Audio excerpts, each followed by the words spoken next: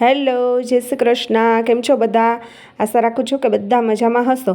તો આજે આપણે બનાવીશું ઓલમોસ્ટ બધાનો ફેવરિટ એવો મોહનથાળ. તો ચાલો રેસીપી શરૂ કરીએ. તો એના માટે મેં અહીંયા એક બાઉલમાં 5 કપ જેટલો ચણાનો લોટ લીધો છે અને વજનમાં 500 ગ્રામ જેટલો લોટ લીધો છે. આ રીતનો જે આપણે મેઝરમેન્ટનો કપ આવે છે એવા 5 કપ જેટલા લોટ લીધો છે. હવે આપણે અહીંયા અડધો કપ જેટલો ઘી નાખશું અને એ પણ ઓગાળેલું, એટલે સરખો માપ આવે. અને એ જ માપથી આપણે દૂધ નાખશું અને એકદમ બધું હાથેથી એકદમ સરસ મિક્સ કરી અને આપણે જે દાણેદાર મોહનથાળ બનાવવો છે તેના માટે આપણે ધાબો તૈયાર કરશું. આ રીતનું 2 હાથથી એકદમ સરસ બધું લોટમાં મિક્સ કરી દેશું અને ઢાંકી અને ખાલી 10થી 15 મિનિટ માટે આપણે એને ધાબો આવવા દઈશું.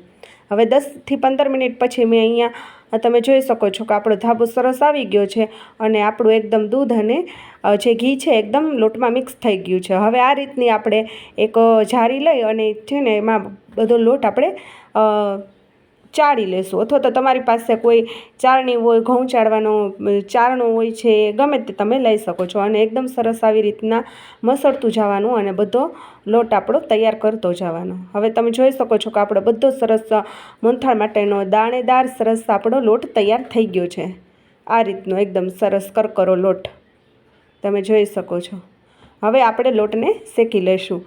તો અહીંયા મેં એક કડાઈમાં આપણે જે કપથી લોટનો માપ કર્યો હતો એ જ કપથી આપણે 2 કપ જેટલું આપણે અહીંયા ઘી લઈશું અને પાછળથી જશે તો આપણે ઉમેરી દઈશું. હવે આપણો જે લોટ દાણેદાર તૈયાર કર્યો હતો હવે આપણે એમાં નાખી દઈશું અને સરસ રીતના હવે લોટ આપણે શેકતા જશું. આ રીતના આપણે બધો લોટ નાખી દઈશું અને ધીમે ધીમે આપણે બધું શેકી લઈશું. પહેલાં થોડીક તમે હાઈ ફ્લેમ રાખી શકો ગેસની, પછી તમારે છે ને સાવ લો ફ્લેમમાં શેકવાનો છે લોટ. કારણ કે જો હાઈ ફ્લેમ હશે તો નીચેથી બેસી જશે અને આપણો લોટ બળી જશે. આ રીતનો આપણે ધીમે ધીમે બધો લોટ શેકતા જશું અને સતત હલાવતા જશું. હવે અહીંયા મેં અડધો કપ જેટલો ઘી પાછું ઉમેર્યું છે. આપણે જે 500 ગ્રામ લોટ લીધો છે એની સામે આપણે 300 ગ્રામ જેટલું ઘી જોશે અને આપણે અડધો કપ જે ધાબામાં ઉપયોગ કર્યો હતો અને 2 કપ આમાં નાખ્યો અને અડધો પાછો નાખ્યો, એટલે ટોટલ 3 કપ જેટલું આપણું 500 ગ્રામ લોટ સામે 300 ગ્રામ જેટલું ઘી થઈ ગયું છે. હવે આ રીતનો આપણે ધીમે ધીમે બધો લોટ શેકાતા જશે એમ સરસ આપણા લોટનો કલર પણ ચેન્જ થતો જશે. તમે જોઈ શકો છો કે આપણો લોટનો કલર ચેન્જ થવા લાગ્યો છે. હવે આ રીતનો આપણો બધો લોટ શેકાઈ ગયો છે અને એકદમ ગોલ્ડન બ્રાઉન આપણો લોટનો કલર થઈ ગયો છે અને લોટ એકદમ શેકાઈ ગયો છે. હવે આપણે શેકેલો લોટ સાઈડમાં રાખી અને ચાસણી તૈયાર કરી લઈએ. હવે એક કડાઈમાં મેં 3 કપ જેટલી ખાંડ લીધી છે અને સાથે મેં 1.5 કપ જેટલું આપણે ચાસણીમાં પાણી એડ કરશું. આ જગ્યાએ તમે 4 કપ પણ ખાંડ ઉમેરી શકો જો વધારે ગળ્યું ખાતા હોય તો, બાકી 3 કપ માપ બરાબર છે. હવે આપણે બરાબર ચાસણી હલાવી અને એકદમ સરસ આપણી ચાસણી તૈયાર કરી લઈશું. હવે અહીંયા આપણે ફૂડ કલર એડ કરશું જેથી કરીને આપણો મોહનથાળનો કલર એકદમ સરસ આવે. હવે આ રીતની આપણી ચાસણી તૈયાર થતી જશે અને આપણે એક તારની ચાસણી બનાવવાની છે. હવે આપણો એક તારની ચાસણી ઓલમોસ્ટ બની ગઈ છે, તમે જોઈ શકો છો આ રીતની. હવે આપણો જે શેકેલો લોટ તૈયાર કર્યો તો એમાં આપણે ચાસણી નાખી દઈશું બધી. હવે બધી સરસ ચાસણી નાખી દઈશું અને બધું એકદમ સરસ મિક્સ કરતા જશું. જેમ મિક્સ કરતા જશું અને બેટર આપણું થોડુંક ઠંડુ થતું જશે એમ થોડુંક આપણે લોટ ઘાટો થતો જશે. અને અહીંયા મેં 1 ચમચી જેટલો એલચી પાવડર નાખ્યો છે. તમે ઈચ્છો તો જાયફળ પાવડર પણ નાખી શકો, એનો સ્વાદ પણ બહુ સરસ આવે છે.